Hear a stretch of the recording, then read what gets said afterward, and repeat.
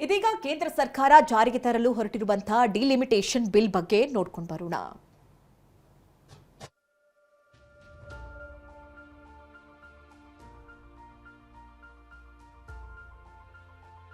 ಕ್ಷೇತ್ರ ಪುನರ್ವಿಂಗಡಣೆ. ರಾಷ್ಟ್ರ ರಾಜಕಾರಣದಲ್ಲಿ ಕ್ಷೇತ್ರ ಮರುವಿಂಗಡಣೆ ಜ್ವಾಲಾಗ್ನಿ ಧಗಧಗ ಹೊತ್ತಿ ಉರಿತಿದೆ. ಮುಂದಿನ ಲೋಕಸಭೆ ಚುನಾವಣೆ ವೇಳೆಗೆ ಅಂದ್ರೆ 2029ರ ಚುನಾವಣೆ ವೇಳೆಗೆ ದೇಶದಲ್ಲಿ ಮತಕ್ಷೇತ್ರಗಳ ಪುನರ್ವಿಂಗಡಣೆಗೆ ಕೇಂದ್ರ ಸರ್ಕಾರ ಮುಂದಾಗಿದೆ. ಈ ಮೂಲಕ 543 ಕ್ಷೇತ್ರಗಳ ಸಂಖ್ಯೆಯನ್ನ 850ಕ್ಕೇರಿಸುವ ಕ್ಷೇತ್ರ ಪುನರ್ವಿಂಗಡಣೆ ಬಿಲ್ ಅನ್ನ ಕೇಂದ್ರ ಸರ್ಕಾರ ಮಂಡಿಸಿದೆ. ಇದು ವಿಪಕ್ಷಗಳು ಹಾಗೂ ದಕ್ಷಿಣದ ರಾಜ್ಯಗಳ ಕಣ್ಣು ಕೆಂಪಾಗಿಸಿದೆ.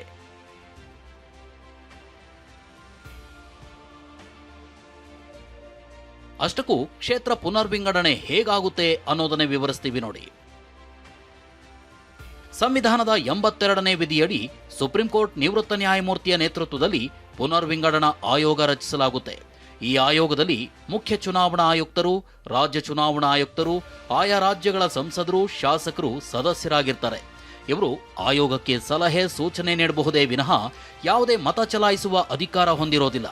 ಆಯೋಗದ ನಿರ್ಧಾರಗಳನ್ನು ಕೋರ್ಟ್ನಲ್ಲಿ ಪ್ರಶ್ನಿಸಲು ಅವಕಾಶವೇ ಇಲ್ಲ.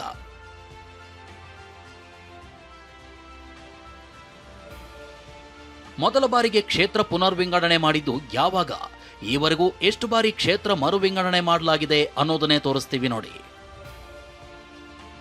1953ರಲ್ಲಿ ದೇಶದಲ್ಲಿ ಮೊದಲ ಬಾರಿಗೆ ಕ್ಷೇತ್ರಗಳ ವಿಂಗಡಣೆ ಮಾಡಲಾಯಿತು. ಇದಾದ ನಂತರ ಎರಡನೇ ಬಾರಿ 1963ರಲ್ಲಿ ಕ್ಷೇತ್ರಗಳನ್ನ ಪುನರ್ವಿಂಗಡಿಸಲಾಯಿತು. 1973ರಲ್ಲಿ ಮೂರನೇ ಬಾರಿ ಜನಸಂಖ್ಯೆ ಆಧರಿಸಿ ಕ್ಷೇತ್ರಗಳ ಮರುವಿಂಗಡಿಸಲಾಯಿತು.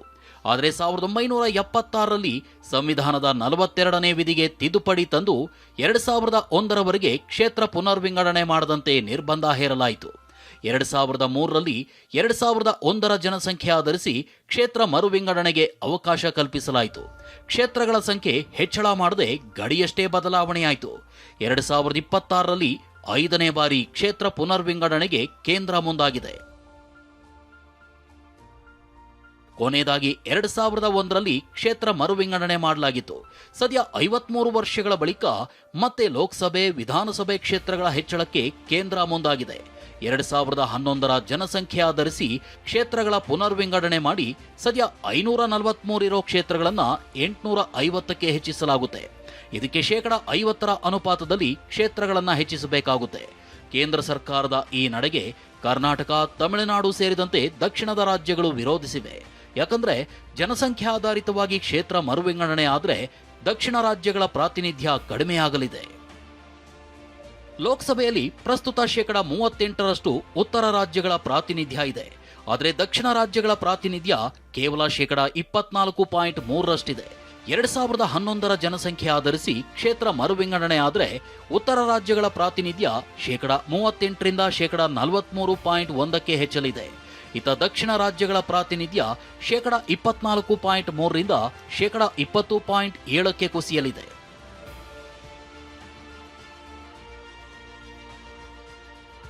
ರ ಜನಸಂಖ್ಯೆಯನ್ನಾಧರಿಸಿ ಮರುವಿಂಗಡಣೆ ಮಾಡಿದ್ರೆ ದಕ್ಷಿಣದ ರಾಜ್ಯಗಳಲ್ಲಿ ಎಷ್ಟು ಮತಕ್ಷೇತ್ರ ಹೆಚ್ಚುತ್ತೆ? ಇದರಿಂದ ಕರ್ನಾಟಕ ಸೇರಿ ದಕ್ಷಿಣ ರಾಜ್ಯಗಳಿಗಾಗುವ ಅನ್ಯಾಯವೇನು ಅನ್ನೋದರ ಮಾಹಿತಿ ಇಲ್ಲಿದೆ. ಕರ್ನಾಟಕದಲ್ಲಿ 13, ತಮಿಳುನಾಡಿನಲ್ಲಿ 10, ಕೇರಳದಲ್ಲಿ 3, ಆಂಧ್ರದಲ್ಲಿ 8, ತೆಲಂಗಾಣದಲ್ಲಿ 7, ಒಡಿಶಾದಲ್ಲಿ 8 ಕ್ಷೇತ್ರ ಹೆಚ್ಚಳವಾಗಲಿವೆ. ಆದರೆ ಎಲ್ಲಾ ರಾಜ್ಯಗಳಲ್ಲೂ 50% ಅನುಪಾತದಲ್ಲಿ ಕ್ಷೇತ್ರ ಹೆಚ್ಚಳದ ಭರವಸೆಯನ್ನ ಕೇಂದ್ರ ನೀಡಿದೆ. ಇದರಿಂದ ಕರ್ನಾಟಕದಲ್ಲಿ 14, ತಮಿಳುನಾಡಿನಲ್ಲಿ 19, ಆಂಧ್ರದಲ್ಲಿ 12, ತೆಲಂಗಾಣದಲ್ಲಿ 8, ಒಡಿಶಾದಲ್ಲಿ 10 ಕ್ಷೇತ್ರಗಳು ಹೆಚ್ಚಳವಾಗಲಿವೆ. ಆದರೆ ಸರ್ಕಾರದ ಕರಡು ವಿಧೇಯಕದಲ್ಲಿ 50% ಅನುಪಾತ ಉಲ್ಲೇಖಿಸಿಲ್ಲ. ಇದೇ ಕಾರಣಕ್ಕೆ ಕೇಂದ್ರದ ನಡೆಗೆ ಪ್ರತಿಪಕ್ಷಗಳಿಂದ ವಿರೋಧ ವ್ಯಕ್ತವಾಗಿದೆ.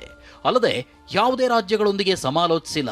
ರಾಜಕೀಯ ಪಕ್ಷಗಳ ಅಭಿಪ್ರಾಯ ಪಡೆಯದೆ ಪುನರ್ವಿಂಗಡಣೆ ಮಾಡ್ತಿದ್ದಾರೆ. ವಿಧಾನಸಭೆ ಕ್ಷೇತ್ರ ಹೆಚ್ಚಳದಿಂದ ರಾಜ್ಯಗಳಿಗೆ ಆರ್ಥಿಕ ಹೊರೆಯಾಗುತ್ತೆ. ಕ್ಷೇತ್ರಗಳು ಹೆಚ್ಚಾದರೆ ಬಹುತೇಕ ರಾಜ್ಯಗಳಲ್ಲಿ ವಿಧಾನಸಭೆ ಮರು ನಿರ್ಮಿಸಬೇಕು. ಈ ಎಲ್ಲಾ ಕಾರಣಗಳಿಂದ ದಕ್ಷಿಣದ ರಾಜ್ಯಗಳು ಮರುವಿಂಗಡಣೆಗೆ ವಿರೋಧಿಸುತ್ತಿವೆ.